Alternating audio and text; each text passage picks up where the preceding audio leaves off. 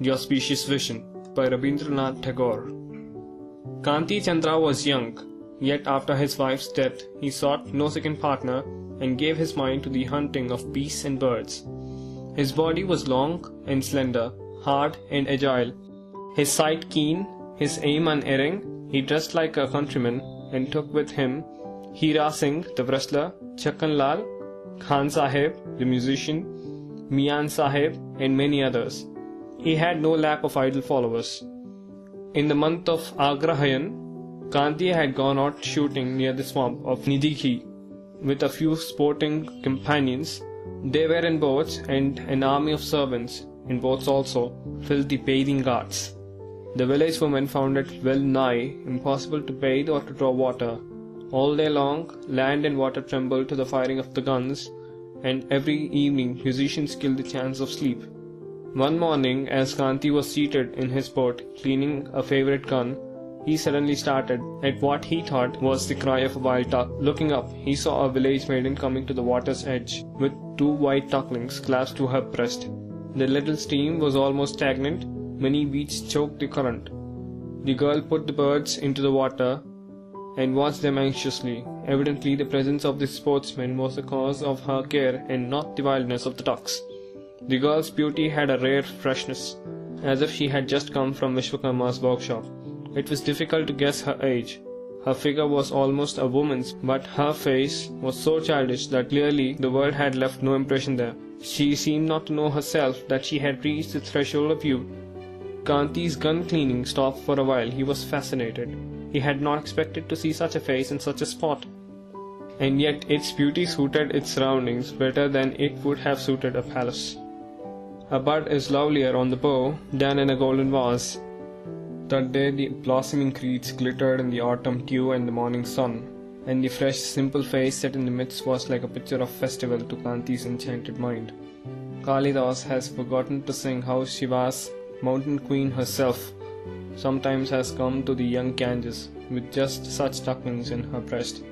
As he gazed, the maiden started in terror and hurriedly took back the ducks into her bosom with half-articulate cry of pain. In another moment, she had left the river bank and disappeared into the bamboo thicket hard by. Looking round, Kanti saw one of his men pointing an unloaded gun at the ducks. He at once went up to him, wrested away his gun, and bestowed on his cheek a prodigious slap. The astonished humorist finished his joke on the floor. Kanti went on cleaning his gun.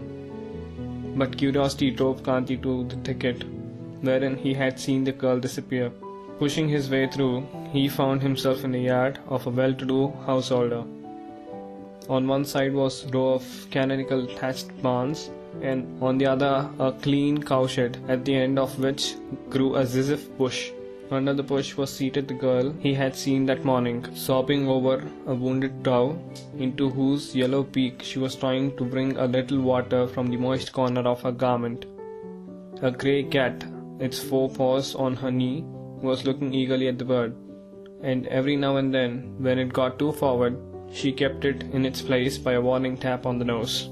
The little picture, set in the peaceful midday surroundings of the householder's yard, instantly impressed itself on Kanti's sensitive heart. The checkered light and shade, flickering beneath the delicate foliage of the zizzif, played on the girl's lap. Not far off, a cow was chewing the cud and lazily keeping off the flies with slow movements of its head and tail. The north wind whispered softly in the rustling bamboo thickets, and she, who at dawn on the river bank had looked like a forest queen, now in silence of noon showed the eager pity of the divine housewife. Kanti, coming in upon her with his gun, had the sense of intrusion. He felt like a thief caught red-handed. He longed to explain that it was not he who had hurt the dove. As he wondered how he should begin, there came a call of "Sudha" from the house. The girl jumped up. "Sudha," came the voice again. She took up her dough and ran within. "Sudha," thought Kanti. What an appropriate name. Kanti returned to the boat, handed his gun to his men, and went over to the front door of the house. He found a middle-aged Brahmin with a peaceful, clean-shaven face seated on a bench outside and reading a devotional book. Kanti saw in his kindly, thoughtful face something of the tenderness which shone in the face of the maiden. Kanti saluted him and said, "May I ask for some water, sir? I'm very thirsty." The elder man welcomed him with eager hospitality and offering him a seat on the bench, went inside and fetched with his own hands a little brass plate of sugar wafers and a bell metal vessel full of water. After Kanti had eaten and drunk, the Brahmin begged him to introduce himself. Kanti gave his own name, his father's name, and the address of his home, and then said in the usual way, "If I can be of any service, sir, I shall deem myself fortunate." "I require no service, my son," said Nabin Banerjee. "I have only one care at present." "What is that, sir?" said Kanti. "It is my daughter, Sada, who's growing up." Kanti smiled as he thought of her babyish face. "And for whom I have not yet been able to find a worthy bridegroom. If I could only see her well married, all my debt to this world would be paid, but there is no suitable bridegroom here, and I cannot leave my charge of Gopinath here to search for a husband elsewhere. If you would see me in my boat, sir, we would have a talk about the marriage of your daughter." So saying, Kanti repeated his salute and went back. He then sent some of his men into the village to inquire, and in answer heard nothing but praise of the beauty and virtues of the Brahmin's daughter.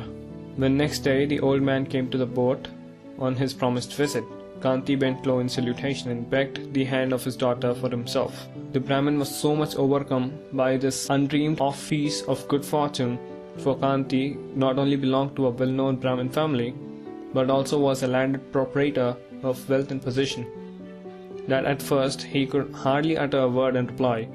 He thought there must have been some mistake, and at length mechanically repeated, "You desire to marry my daughter?" "If you will deign to give her to me," said Kanti. "You mean Sudha?" he asked again. "Yes," was the reply. "But will you not first see and speak to her?" Kanti, pretending he had not seen her already, said, "Oh, that we shall do at the moment of the auspicious vision." In a voice husky with emotion, the old man said, "My Sudha is indeed a good girl, well skilled in all household arts. As you are so generously taking her on trust, may she never cause you a moment's regret. This is my blessing." The brick-built mansion of the Mazumdars had been borrowed for the wedding ceremony, which was fixed for the next mark. As Kanti did not wish to delay, in due time the bridegroom arrived on his elephant, with drums and music and with a torchlight procession, and the ceremony began.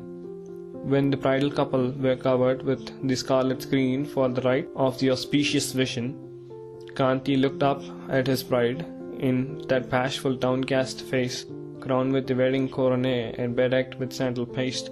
He could scarcely recognize the village maiden of his fancy, and in the fullness of his emotion, a mist seemed to becloud his eyes.